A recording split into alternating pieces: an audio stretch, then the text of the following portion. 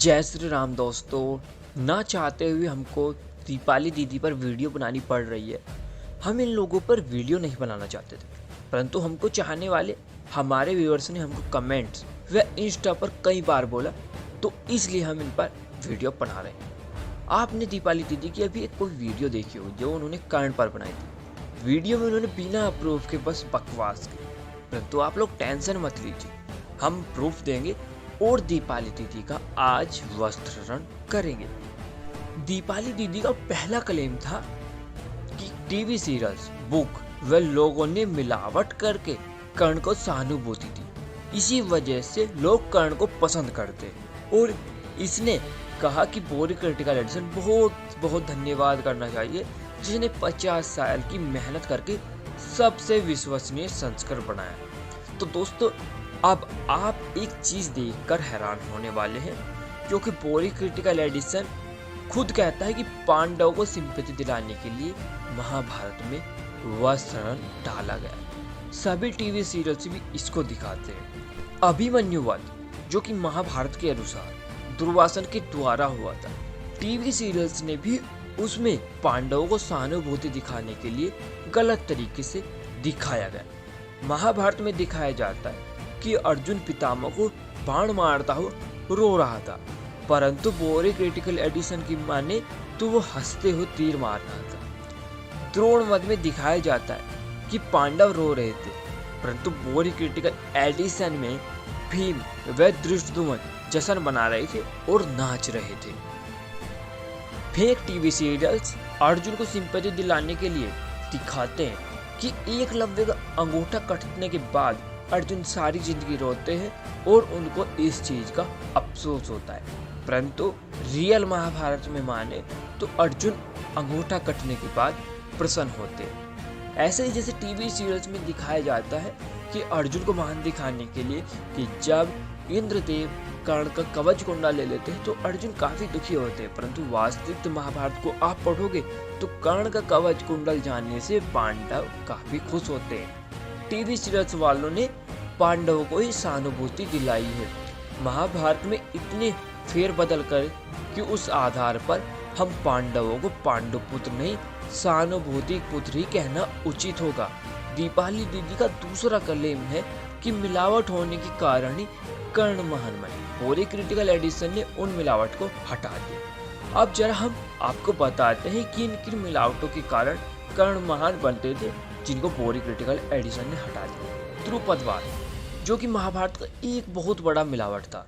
वहां पर दिखाया जाता है कि कर्ण व कौरव एक साथ युद्ध करने जाते हैं, परंतु हार जाते, पर बोरी क्रिटिकल एडिशन ने इसको मिलावट बताकर हटा दिया। उनके अनुसार 105 भाई जाकर द्रुपद को हराते। हाँ दोस्तों, इस महान मिलावट के कारण ही तो कर्ण महान बनते थे। भीम को जहर देना, कुछ मिलावटी किताबों के अनुसार बताया जाता है कि कर्ण ने भी दुर्योधन का साथ दिया था भीम को जहर देने में, परंतु बोरी क्रिटिकल एडिशन ने इसको भी हटा दिया। शायद यह भी कर्ण को महान बनाने के लिए मिलावट की गई होगी।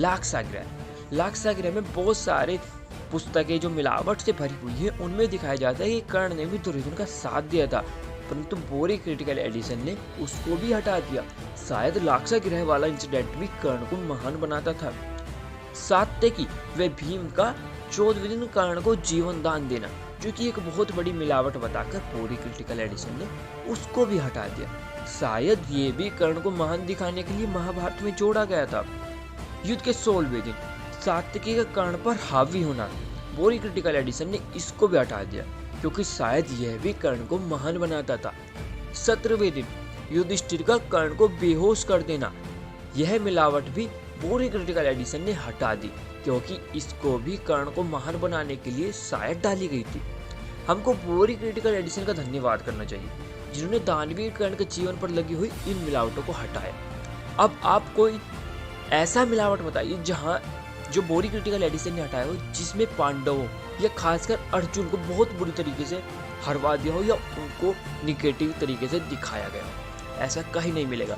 तो इन सभी इंटरपोलेशन को देखकर आपको ये लगेगा कि कर्ण की छवि को खराब करने के लिए मिलावट की गई, न कि पांडवों की। पांडवों को फेक टीवी सीरियल्स की तरफ से बहुत सारी सहानुभूति मिली है।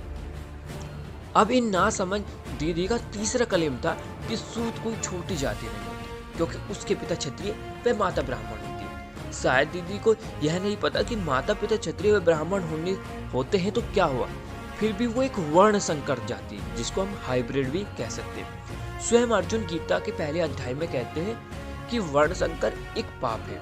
अब आप ही बताइए, अगर सूत एक उच्च जाति थी तो वो पाप किस प्रकार हो सकती है? यह मैं उस टाइम के अनुसार बता रहा हूँ। महाभारत में जब कर्ण रंगभूमि में आते हैं तब भीम सूत जाति की तुलना कुत्तों से करता है। क्या आप मेरे को ये बात समझा सकते हो कि किसी उच्च श्रेणी या उच्च जाति की तुलना आप कुत्ते से कर सकते हो? भीष्म भी कर्ण को नीचे कुल में जन्मा कहता है। यदि कर्ण उच्च कुल में, जो कि इनके अनुसार सूत एक उच्च जाति थी, अगर भी कर्ण उच्च कुल में जन्मे थे तो भीष्म उनको किस आधार पर नीचे कुल में जन्मा बता सकते हैं? उनके अलावा शल्य भी कर्ण का अपमान सूत होने के कारण करते थे। अगर दोस्तों सूत एक उच्च जाति थी तो उनका अपमान किस प्रकार किया जा सकता था, आज तक हमको यह समझ नहीं आया। इन बातों से यही स्पष्ट होता है कि दीपाली दीदी बिना पढ़े केवल बकवास करती। दीपाली दीदी का चौथा पॉइंट आता है कि छोटी जात के लोगों ने ही कर्ण को हीरो बनाया, इसलिए कर्ण फेमस हुई। सबसे पहली बात तो मैं इन लोगों को बता दूं कि जो हमारे कर्ण है वो किसी छोटी जात वाले नहीं, वो संपूर्ण सनातनी है। और दूसरा, उनकी इन बातों से यह पता चल चुका है कि वो कितने बड़े कास्ट माइंडेड।